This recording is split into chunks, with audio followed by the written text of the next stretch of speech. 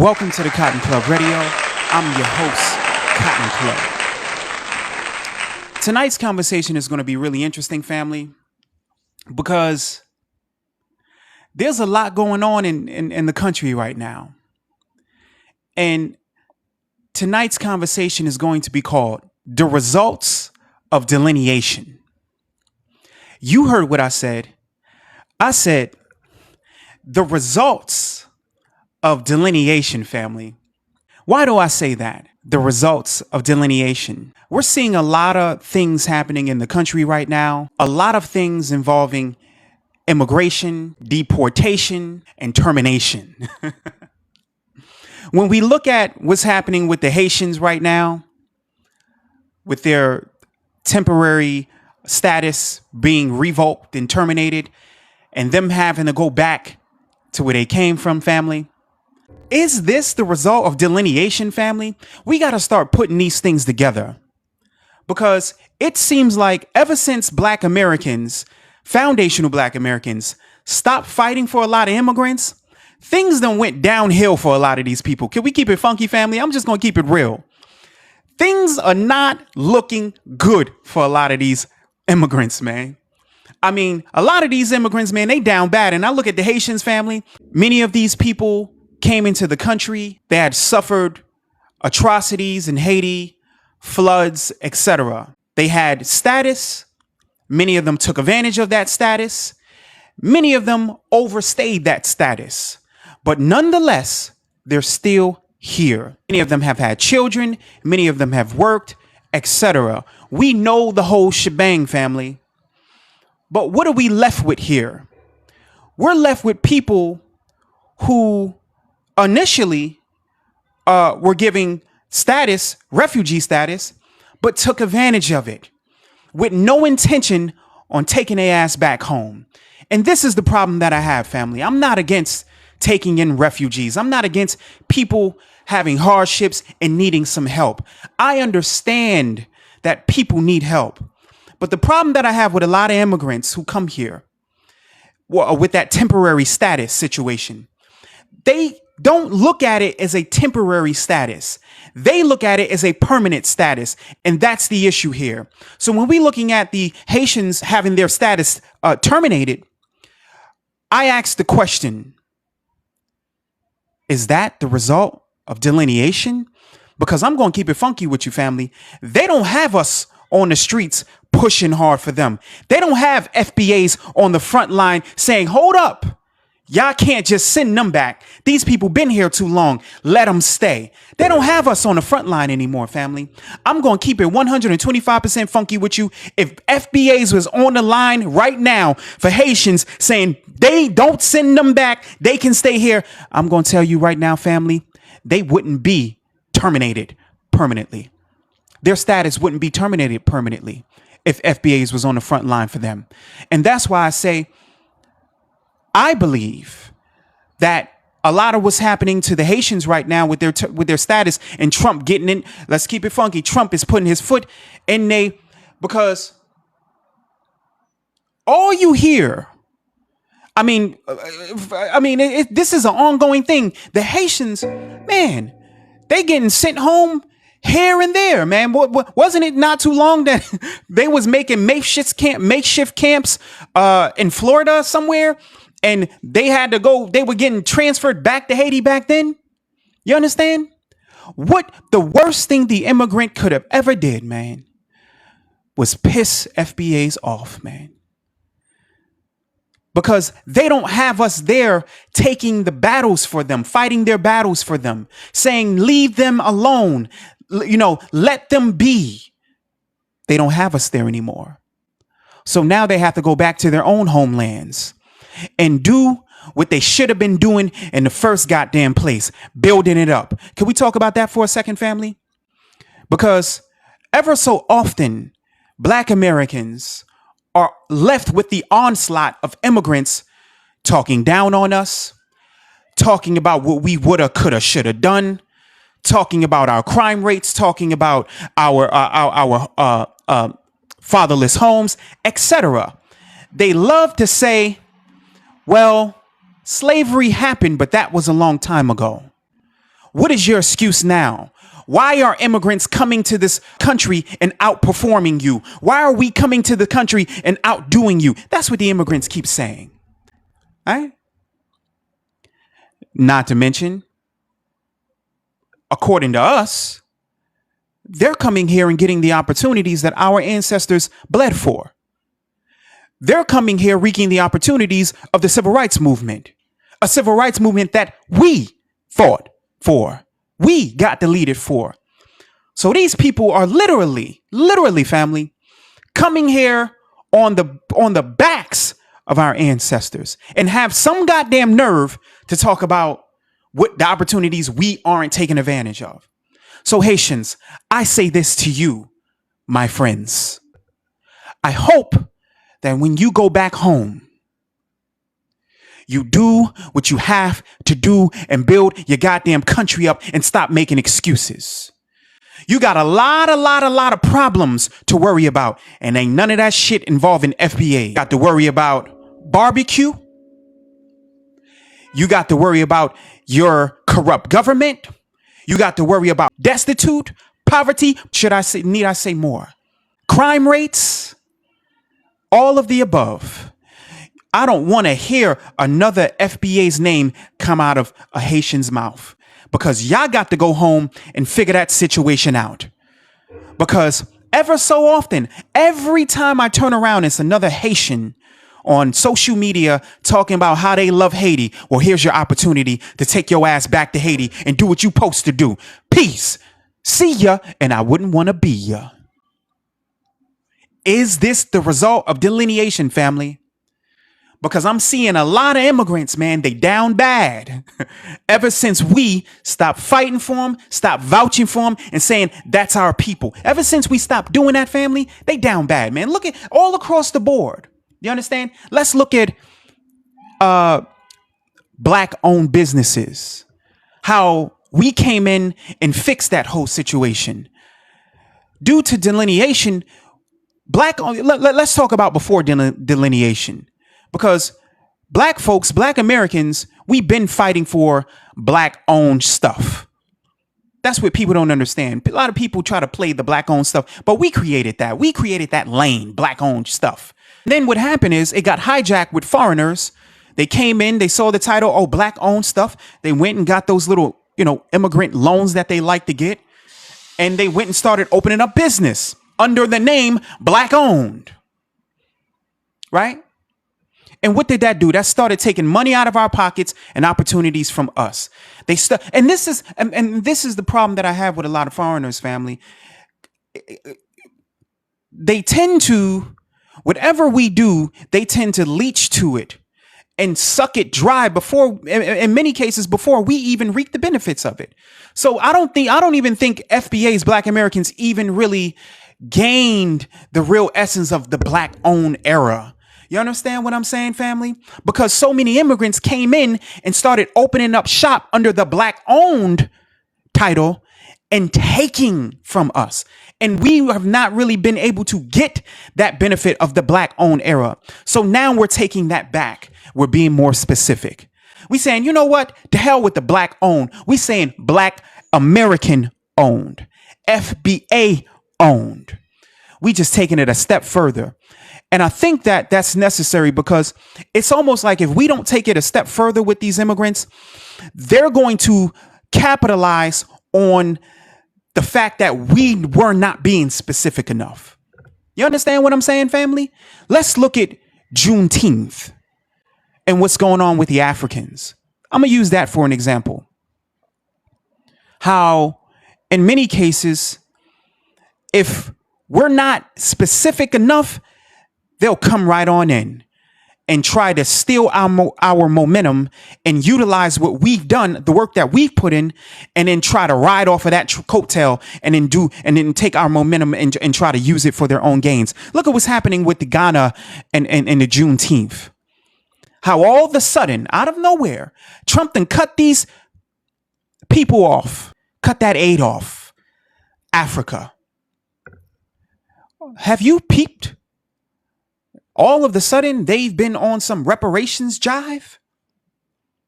Before Trump cut off the aid, they weren't even talking about reparations, family. That was solely a Black American grassroots conversation. Reparations. Yes, it was, family. Yeah, it was. Yes, it was. But then Trump came and cut all that aid, that international aid out of Africa, and the hustle was up. They had no hustle no more. So now the hustle is the heritage hustle, where now they're trying to create this weird, twisted, diabolical connection with us and them. Mind you, that shit ain't never been before. We ain't never had no connection before because they didn't want the connection.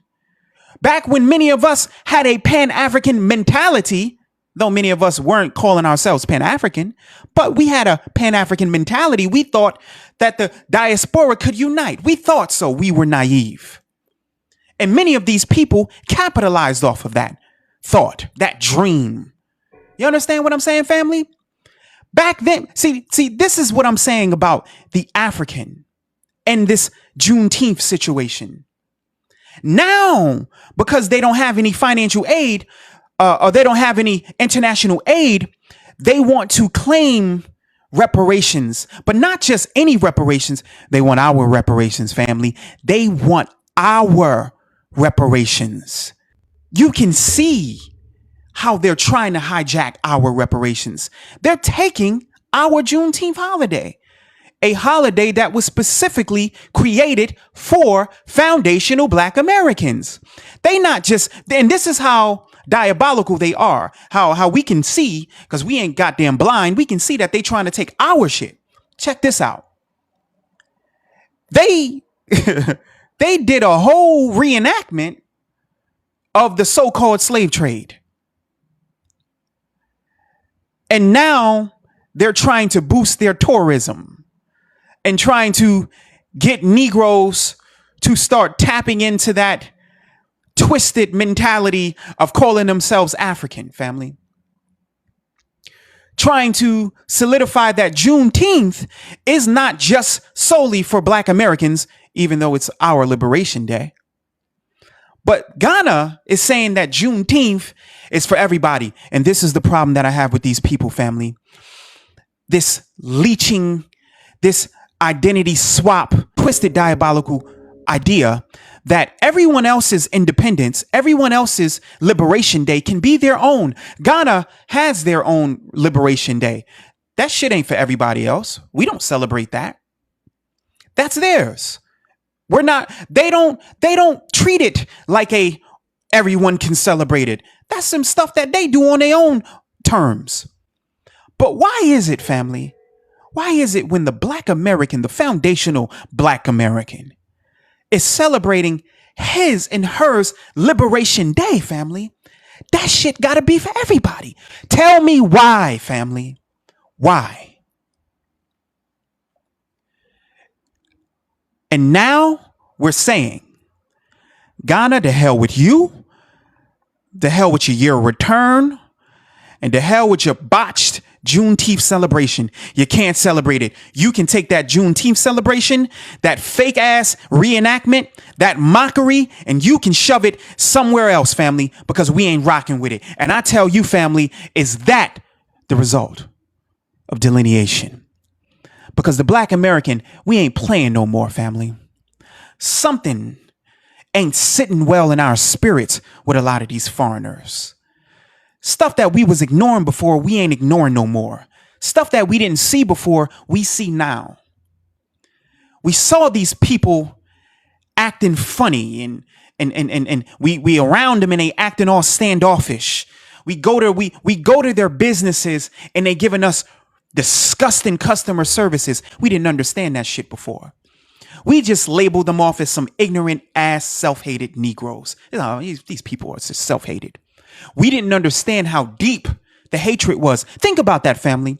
How much do you have to hate a person who's coming to your business and supporting your business, and you can't even treat them like a customer?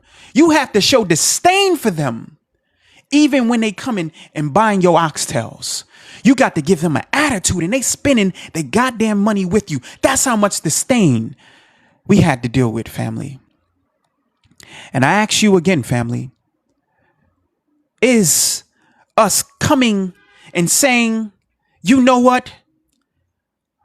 To hell with these people. We don't rock with none of you people no more. Yeah, we cool. It's high and by. You understand? We not saying we can't do business with you. We not saying we can't say hi and be friendly. We just saying, you stay over there and we gonna stay over here, and you know, anything in the middle, you gonna have to take a step forward if we gonna take a step forward. We not doing all the goddamn work no more. We not doing that. This is the mentality of the Black American in 2026. We just not doing all the work no more, family. The days where we would take all the steps forward and they would take an inch are over. We just don't really care to be just being all chummy with people no more. We don't care. It's not in our best interest to be chummy with everybody no more. I remember years ago, we would have arguments with people. You understand? Especially Dominicans and all of these people. And we would tell them, man, yeah, you speak Spanish, but you a Spanish speaking Negro. We were trying to wake them up. We would talk to the Jamaicans. They would do their little patois and they would say, oh, yeah. And we would say, yeah, you talk all of that patois, but you still black, though. You understand? We would try to remind people. We tried to unify the diaspora, but it didn't work, family. None of them wanted to be united. None of them was buying what we was selling. So you know what we did, family? We said, to hell with it.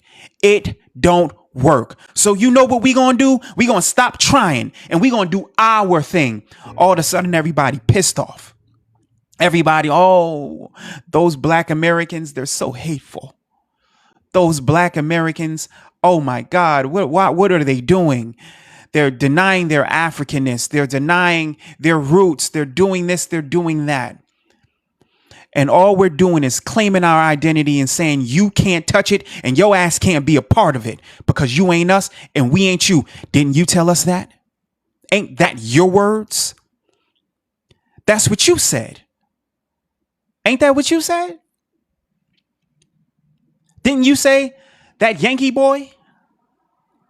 Didn't you say, oh, here comes the Akata? You made the distinction. We're just acknowledging it. But is that the result of delineation, family?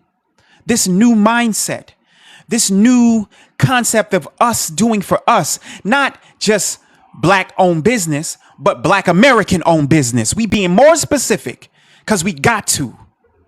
Because if we don't be specific, people they're going to find any weakness and try to attach themselves to it, ultimately to take it over. And this is what we've been witnessing. This is the reason why we can't get nothing done, because every time we try to get a foot forward, we got tethers and we got other groups of people who are trying to compete with us.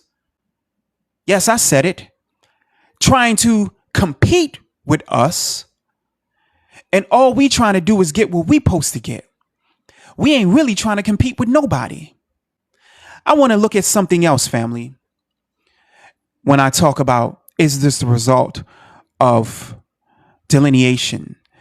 Is this newfound way of thinking, this new group therapy that we're putting ourselves under, where we're now acknowledging each other and we're no longer looking toward anyone else, but we're looking at the Black American community and we're saying, what do we need? How can we create opportunities for Black Americans, foundational Black Americans? How can we get loans for foundational Black Americans? How can we get land rights? How can we get reparations? How can we get financial prosperity for foundational Black Americans? How can we open up businesses and teach each other how to run businesses the foundational Black American way, the Black Wall Street way? This is the result of delineation, family. It's teaching us that we never needed nobody else. All we needed was each other. And that's something that unfortunately we many of us saw it, but because we were around so many Pan-Africanists who were telling us, yeah, you Negroes are okay, but we need to attach ourselves to Africa. We need to attach ourselves to the greater diaspora if we need to get anything done. And that was the biggest lie, family. That was the biggest myth. We never needed Africa to get anything done. Look at everything that we've accomplished without Africa. Look at everything that we have accomplished without the diaspora. Pan-Africanists sold us a dream that we needed to connect with other people who did not want to connect with us in order for us to get shit done. And you know what, family? That was the biggest lie. Is this the result of delineation? How more cohesive, how more proud we've become? How we're no longer putting ourselves amongst tethers so they can do their tether babble and speak their language and shut us out? How we no longer even care to be around those circles anymore? How we're saying, you know what? We're asking questions like, are there any Black Americans going to be there? If people invite us somewhere, we're saying, all right, cool.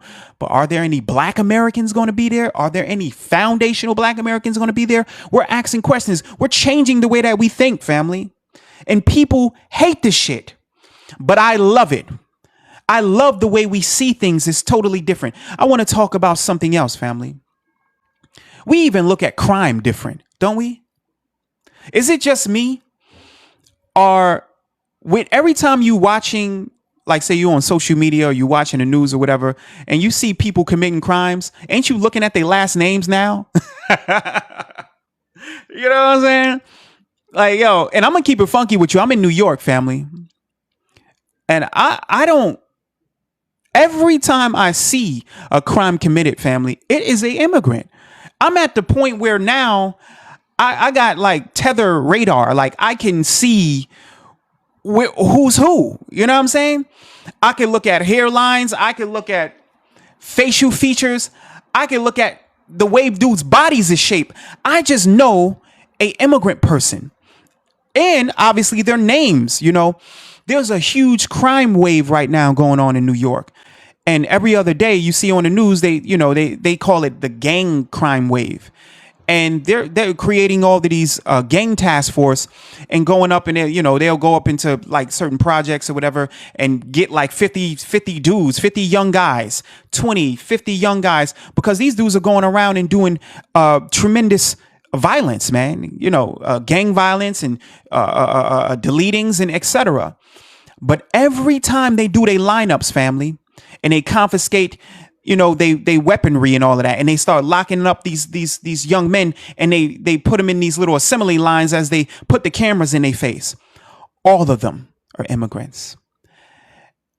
And I ask myself, how did this happen? Because these appear to be anchor babies, many of them. They appear to be children of immigrants committing all the crime in New York. And it blows my mind, because if we know this, then they have to know this. Though the stigma of crime is still on Black American, Black people committing all the crime. That's the stigma. But when I use my investigation skills, because delineation, I'm looking at all of these criminals, all of the crime waves, and I'm looking at last names, I'm looking at hairlines, I'm looking at body types, I'm looking at facial features, and I'm seeing all immigrants, family. Why aren't they talking about this? Why aren't people mentioning this? Why haven't there been an update on immigrant crime rates? Because it seemed like they've been trying to just merge immigrant crime rates or anchor baby crime rates with Black people, with Black Americans, to make it seem like Black Americans are committing all the crime, when in reality, it's the children of immigrants committing all the crime. They've ushered in a new criminal class right before our eyes, and we ain't even see the shit. That's how deep this shit is, family. When you are practicing delineation, your third eye opens. You see things totally different, family. I'm seeing things for what the hell they are. And I'm telling you, family, you go ahead and look at those last names. Go look at the mug shots, all the crime rates probably going on in your goddamn city. Ain't nobody talking about it. Ain't nobody talking about it, family. And I ask the question again, is this the result of delineation? How we're even now, we're starting to see who's been hating on us, who's been disrespecting on us, who's been trying to get with YT against us, who's been against our reparations, who's committing all the crimes, who's doing all the scams, who's telling all the lies. Is it the result of delineation, family? The king. Look, let your angels sing. I ain't twisted, this ain't the Henny talking for me. This is literally Malcolm Little talking through me. I ain't possessed, this is just when spirit meets the flesh, and a revolutionary is born, nothing less. It's hard for me to cope with stress, especially when I see the world much different from the rest. I can't sleep, nightmares, waking up cold sweat, wondering if I ever made it, will they do me like the rest? It's for my black souls who really too upset to rest, so they wander through my dreams. Please tell me what this means.